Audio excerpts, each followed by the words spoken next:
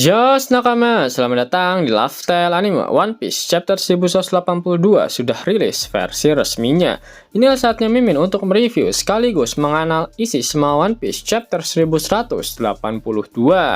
Eits, jangan lupa tinggalkan jejak jempol kaki kalian dengan like video ini ya, plus bantu sundul video ini dengan klik hype-nya ya kan. Caranya geser ke kanan kolom komentar kalian dan pencet hype-nya, gas.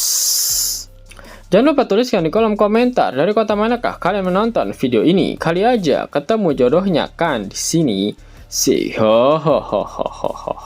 One Piece chapter 1182 mendapatkan judul Zaza, di mana Zaza merupakan onomatope bahasa Jepang untuk hujan lebat.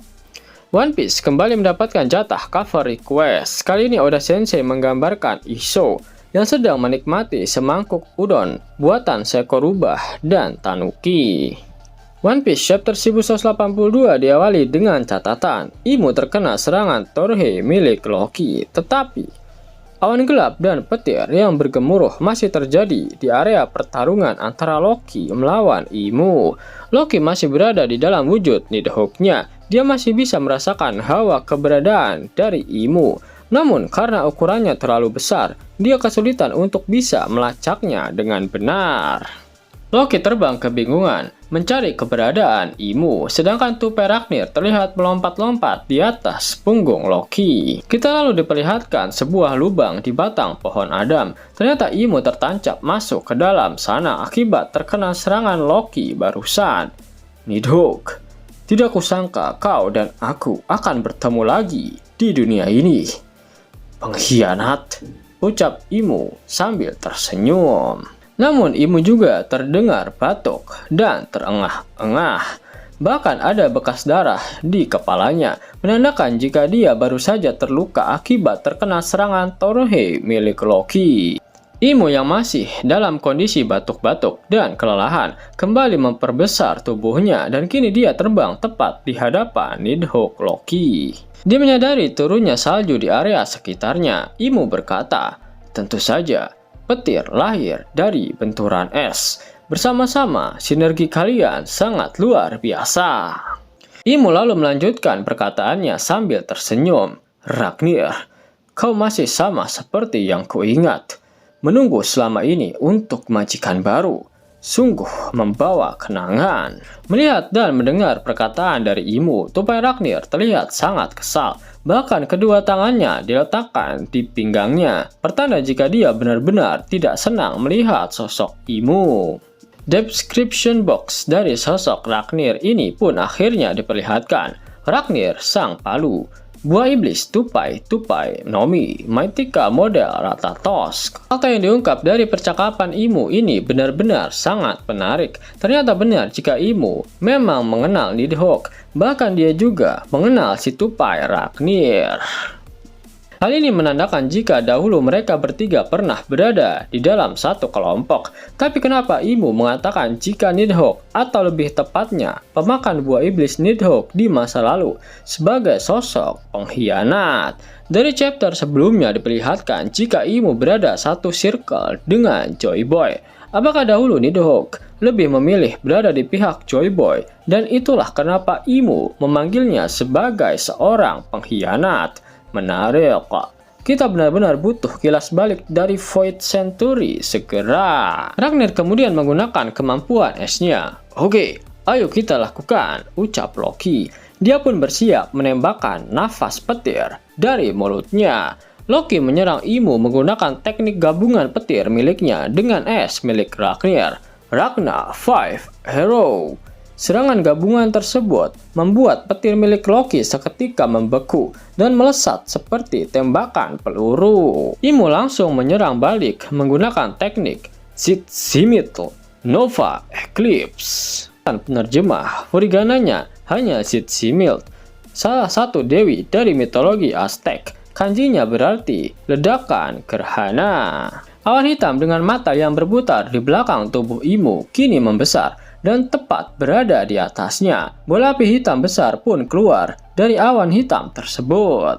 Bola api hitam tersebut berbenturan dengan serangan tembakan petir milik Loki, menghasilkan ledakan besar di mana-mana. Baik Loki dan Imu terus mengeluarkan serangan mereka tersebut. Ledakan besar pun tak terhindarkan dan membuat hutan di bawah mereka terbakar hebat. Adegan memperlihatkan area di sekitar pertarungan Loki melawan Imu. Bonnie sedang melihat ke arah pertarungan itu dan berkata jika hal itu sangat mengerikan. Namun seseorang berteriak meminta Bonnie untuk segera kembali. Ternyata Lilith yang mencegah Bonnie untuk bertindak ceroboh. Namun Bonnie beralasan jika dia mau pergi ke sana bukan untuk bertarung, apalagi untuk melawan orang itu. Lilith tak akan mengizinkan Bonnie pergi ke area pertarungan itu dengan alasan apapun, karena tentu saja tugas untuk menjaga Bonnie sekarang sudah menjadi tanggung jawabnya. Meskipun begitu, sebenarnya Lilith juga penasaran siapa sebenarnya orang itu. Yap, orang yang dimaksud oleh Lilith adalah Imu. Sanji terlihat masih tergeletak di antara Lilith dan Bonnie setelah dia terkena serangan dari Imu sebelumnya. Lilith kembali membicarakan tentang Imu. Dia sudah jelas memiliki pangkat lebih tinggi dari semua ksatria dewa di Elbaf. Dan yang membuatnya tambah bingung yaitu orang tersebut juga bukan merupakan salah satu dari Gorosei. Kita diperlihatkan Lilith, namun seolah-olah Vegapunk sendirilah yang sedang berbicara. Kurasa wajar saja bagi organisasi besar yang sudah berumur 8 abad untuk melahirkan sosok-sosok bayangan gelap mengingat sejarah perebutan kekuasaannya. Jika memang begitu, namun sebelum Lilith menyimpulkan perkataannya, tiba-tiba Sanji terbangun dan langsung berlari menuju ke suatu tempat. Bonnie pun berteriak, "Tunggu, Sanji! Luka-lukamu itu!" Namun sebelum Bonnie selesai bicara, Sanji langsung membalas jika dia tak bisa hanya diam saja. Ternyata Sanji teringat dengan perkataan Killingham sesaat setelah dia terkena tendangan dari Imu. Sedikit kilas balik pun diperlihatkan. Hehe, Sanji, sepertinya aku tidak perlu repot-repot mengurusmu. Harus kuakui, sungguh gila kau masih bernafas setelah menerima serangan itu, ucap Killingham yang sudah mendapatkan buff dari Imu pada Sanji yang terkapar. Mau pergi kemana kau? Tanya Sanji. Aku akan menyelesaikan misi, tujuanku datang ke sini. Tidakkah kau sadar? Kekuatanku meluap-luap sekarang, jawab Killingham. Killingham mengucapkan selamat tinggal pada Sanji dengan nada penuh ejekan. Selain itu dia juga berlari dengan menginjak tubuh Sanji, di mana hal itu membuat Sanji merasa kesakitan. Kilas balik berakhir dengan wajah yang sangat kesal. Sanji berusaha terus berlari karena dia sadar si keparat itu masih belum menyerah untuk menculik anak-anak. Bonnie kembali berteriak memanggil nama Sanji, namun Sanji kembali menjelaskan jika mereka tidak boleh membiarkan usaha semua orang menjadi sia-sia. Usopp dan Luffy mengagumi negara ini dan sudah menjadi tugas pribadiku untuk melindungi Elbaf, ucap Sanji lagi. Bonnie pun kebingungan mendengar penjelasan terakhir dari Sanji. Sanji kemudian melompat ke atas dan mulai berjalan di atas udara sembari berteriak, "Ini adalah negeri para wanita raksasa yang cantik." Pada akhirnya tujuan utama Sanji tetaplah para wanita. Bonnie dan Lilith pun hanya terdiam mendengar teriakan dari Sanji tersebut. Adegan kemudian berpindah ke perpustakaan burung hantu. Saul menemukan sebuah pintu belakang yang terbuka dan ternyata pintu itu mengarah ke sebuah lorong bawah tanah. Saul dan Robin akhirnya menemukan sebuah ruangan tersembunyi di mana biblo dan buku-buku yang ada di perpustakaan ternyata ada di ruangan tersebut. Ruangan tersembunyi ini sungguh luar biasa. Kau menyelamatkan buku-buku itu dari kobaran api dan membawanya ke sini, Biblo, ucap Saul. Terima kasih, aku pikir semuanya sudah hangus menjadi abu, tambah Robin. Saul kembali berkata, ya aku juga bersyukur, tapi aku mulai sadar, kau lebih misterius daripada yang pertama kali kukira, Biblo. Pernyataan dari Saul terhadap Biblo memang sangat mendasar. Saul pernah menjelaskan kepada Robin jika burung hantu raksasa itu sudah berada di perpustakaan ini berabad-abad lamanya. Biblo pasti menyimpan rahasia yang mungkin. Bahkan banyak raksasa Elbaf yang tak mengetahuinya. Selain itu, kita juga belum diperlihatkan Poneglyph di Elbaf. Apakah salah satunya ada di ruang rahasia tersebut? Adegan kemudian berpindah ke lokasi di dekat desa barat. Pelabuhan awan laut diperlihatkan sebuah minimap dengan tanda silang di atas dekat dengan pintu masuk pelabuhan. Seseorang terlihat melempar satu kapal raksasa dari area pelabuhan dan akhirnya kapal itu pun mendarat di atas awan laut. Ternyata semua itu adalah ulah dari Somers. Dia lalu menghubungi para kesatria dewa yang lain di Elbaf melalui Denden Mushi. Oke, halo, Somers di sini. Tidak, tunggu, ralat, ini Super Somers. Aku sudah menemukan kapal raksasa yang cocok. Bawa bocah-bocah itu ke sini dalam 5 menit ke depan. Adegan kini berpindah ke sebuah kedai minuman di desa barat Elbaf. Para raksasa melihat ke area hutan tempat pertarungan Loki dan juga Imu. Mereka mengatakan jika tempat itu sudah seperti medan perang. Ternyata kedai minuman itu juga menjadi tempat evakuasi dari para raksasa yang terluka dan para anak-anak. Chopper diperlihatkan sedang merawat jari-jari milik Gerd yang sebelumnya terpotong. Itu adalah potongan yang bersih, jadi perawatan ini seharusnya bisa menyambung kembali jari-jarimu, tapi butuh waktu beberapa bulan agar sembuh total, ucap Chopper. Gerd berterima kasih kepada Chopper, namun wajahnya terlihat sangat murung karena dia merasa sangat tidak berguna, karena sebagai dokter seharusnya dia sendiri yang merawat semua raksasa di tempat ini. Chopper mencoba menyemangati Gerd dengan berkata, mau bagaimana lagi? Jangan terlalu menyalahkan dirimu sendiri. Colon lalu mengucapkan terima kasih kepada Chopper karena telah menyelamatkan ibu mereka. Ini hanya pertolongan pertama setelah kita keluar dari kekacauan ini. Aku akan merawat mereka dengan benar, ucap Chopper. Ya, kita bisa melihat Oimo dan Stenson yang duduk bersandar, sedangkan Hajrudin terlihat terbaring tak sadarkan diri dengan tubuh penuh dengan perban.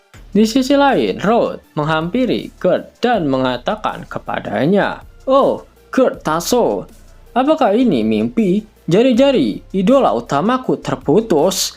Aku dengan rendah hati menawarkan jari-jariku jika kau butuh donor." "Tidak usah," jawab Gerd.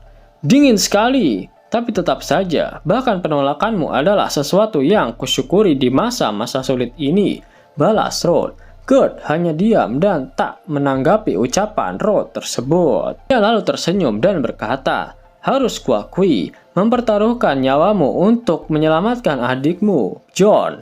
Aku jadi punya rasa hormat baru padamu, Road." Road sangat terkejut mendengar ucapan dari Gerd. Dia sangat bersemangat hingga membuat lukanya terbuka dan menyemburkan darah. "Jangan terlalu bersemangat, Frodo. Kau membuat lukamu menyemburkan darah," ucap Chopper. Sedangkan Gerd hanya tertawa kecil melihat tingkah laku dari Road. "Aku mabuk kepayang karena Gerd Tasso," ucap Road. Di hadapannya, Bjorn melihat tingkah laku kakaknya itu dan berkata dalam hati, "Padahal aku baru saja mulai mengagumimu." Adegan kemudian berpindah ke kelompok Zoro di desa barat dekat pelabuhan. Goldberg terlihat sedang berlari bersama dengan Zoro yang duduk di atas pundaknya. Zoro berkata, "Maaf soal ini, Goldberg. Bakal terlalu lama tanpa langkah panjang raksasa." "Tidak apa-apa. Aku satu-satunya anggota New Giant Warrior Pirates yang belum mendapatkan luka parah dalam pertarungan ini," jawab Goldberg. "Lagi pula ini adalah krisis untuk Elbaf. Kami beruntung kalian bertarung bersama kami," tambah Goldberg. Zoro pun menanggapi, "Jangan difikirkan, moto kapten kami pada dasarnya adalah negara temanku adalah negaraku. Pantas saja Hajrudin bersumpah setia padanya," balas Goldberg. Zoro terlihat memegang bagian tubuhnya yang terluka dan benda seperti peluru di tangan satunya. Tapi ada apa dengan api hitam itu? Mereka berubah menjadi peluru baja dan bahan peledak, ucap Zoro. "Dan para kesatria yang kita kalahkan sepertinya bertambah kuat. Jika kita tidak segera menyelesaikan ini, situasinya akan jadi sangat buruk," tambah suruh. Adegan kembali berpindah ke desa barat, pelabuhan. Somers masih menunggu di atas kapal yang akan mereka gunakan untuk mengangkut anak-anak. Killingham memberitahu sesuatu pada Somers melalui tenden musi. Somers, aku benar-benar telah melakukannya sekarang. Aku memanggil sesuatu yang gila. Killingham, jangan bilang, balas Somers. Killingham kembali berkata, sayangnya begitu. Aku tak sengaja memanggil hal yang paling kutakuti. Aku hanya terbawa suasana.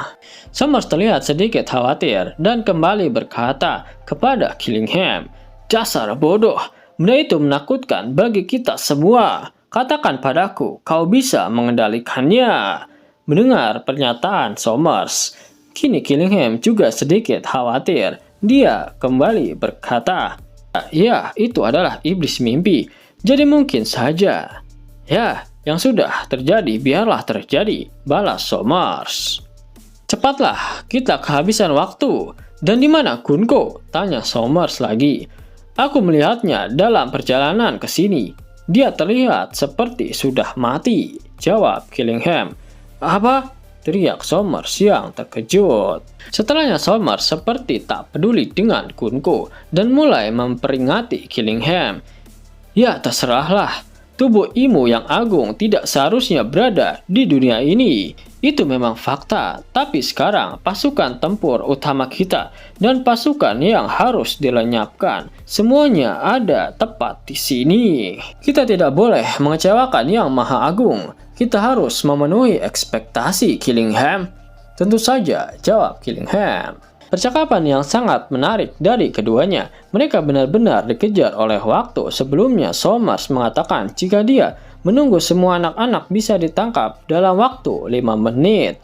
Apakah semua ini berhubungan dengan Imo? Sebelumnya Imo mengatakan pada Somers jika mereka sudah tidak punya banyak waktu. Ditambah dengan pernyataan Somers jika tubuh Imo tidak seharusnya berada di dunia bawah. Apakah Imo memiliki time limit mirip seperti wujud Nika milik Luffy? Ketika dia terlalu lama berada dalam wujud iblisnya itu, maka dia akan kehabisan tenaga. Inilah alasan kenapa Imo juga menghabisi Gunko. Karena Gunko sudah mulai mengingat kembali ingatannya, maka dia memiliki potensi untuk berkhianat. Kemudian maksud pernyataan Somers mengenai pasukan yang harus dihapus adalah bajak laut topi jerami, sedangkan pasukan tempur utama yang disinggung oleh Somers sudah jelas adalah para raksasa Elbaf. Itulah mengapa mereka masih ingin menculik anak-anak para raksasa. Adegan kembali berpindah ke desa barat. Para raksasa kebingungan karena tiba-tiba hujan turun dengan sangat lebat di desa. Bahkan airnya bisa sampai membanjiri bagian dalam rumah mereka. Para raksasa lalu memperingatkan agar banjir tersebut jangan sampai membuat yang terluka kebasahan. Killingham kemudian memerintahkan monster ciptaannya untuk menangkap anak-anak. Seketika Colon dan Hilva ditangkap oleh sesuatu yang terbuat dari air, di mana hal itu membuat Ange berteriak ketakutan. Sedangkan raksasa lainnya mengatakan jika ada sesuatu di luar. Killingham muncul bersamaan dengan gelombang air yang mulai membanjiri desa. Dia pun berkata, bagi kami yang lahir di atas awan, gagasan tentang air yang jatuh dari langit itu sangat menakutkan. Kami selalu mendengar cerita-cerita bukan hanya tentang Klandi dan Nika, tapi juga monster yang dikenal sebagai Dewa Hujan. Sosok yang menghujani alam bawah dengan air dari atas. Akhirnya kita diperlihatkan sosok dari sang Dewa Hujan. Tubuhnya transparan dan dipenuhi dengan air. Terdapat lingkaran yang sepertinya terbuat dari air di belakang punggungnya. Killingham mengatakan jika kemunculannya diiringi dengan ritme tarian hujan. Box perkenalan, apa yang paling kutakuti? Dewa Hujan Zaza, iblis mimpi. Kini sang monster mimpi Zaza sedang membawa anak-anak sembari menghancurkan desa. Dengan kekuatan airnya, para raksasa di sana berteriak minta tolong, dan beberapa di antara mereka juga meminta agar anak-anak itu untuk segera diselamatkan. Aku akan membawa mereka sekarang. Bersiaplah Somers, teriak Killingham. Kita bisa berlayar kapan saja, balas Somers. Goldberg menyadari jika ada keributan di desa. Dia bertanya kepada Zoro apakah mereka harus segera kembali ke sana. Zoro berpikir sejenak, namun dia segera memutuskan untuk tidak perlu melakukannya, karena ternyata dia melihat Sanji yang sedang bergegas untuk pergi ke desa. "Hei, jangan sampai mengacau," teriak Zoro. "Sama halnya denganmu," balas Sanji. Catatan akhir, perlombaan untuk menyelamatkan Elbaf akhirnya terungkap dalam chapter ini. Kenapa para kesatria dewa dan bahkan Imu masih belum takut kepada wujud Nika Luffy? Karena Luffy belum membangkitkan wujud Dewa Matahari Nika secara sempurna. Jika kalian sadari, baik Nika, Imu, dan Zaza seluruhnya diiringi dengan suara khas di setiap kemunculan mereka. Nika diiringi dengan Drum of Liberation, Imu diiringi dengan nyanyian seram dari benda mati yang dihidupkan oleh kekuatannya. Lalu Zaza diiringi dengan semacam tarian air dan hujan lebat. Yap, tapi bedanya adalah wujud Nika Luffy belum memiliki sesuatu yang melingkar di belakang punggungnya. Berbeda dengan Zaza dan Imu. Ingat, jika pada Tenryou Bitot juga diceritakan sosok Nika semenjak mereka anak-anak untuk menakut-nakuti mereka. Lalu kenapa Somers tak takut ketika melihat wujud Nika Luffy?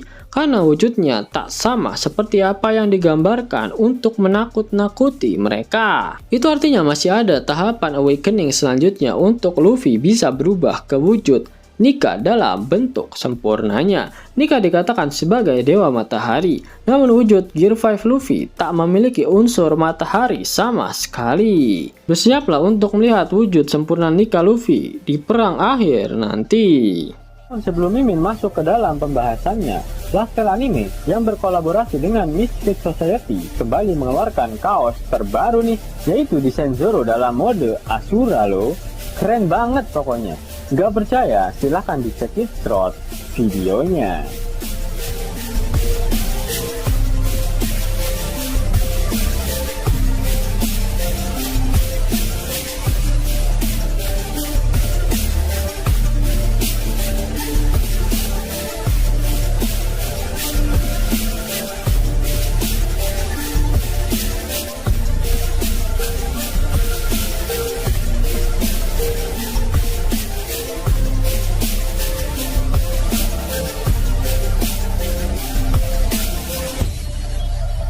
Bagaimana? Keren kan? Bagi kalian nakama Opler, terutama para fan gayanya Babang Marimo, kudu wajib harus punya baju ini. Gaskan, link pemesanan ada di kolom deskripsi. Jos nakama, itulah hal menarik yang terjadi pada One Piece terbaru. Jika kalian menyukai video ini, jangan lupa klik like, share, dan subscribe channel ini ya, agar nakama semua tak ketinggalan info menarik seputar One Piece. Arigato.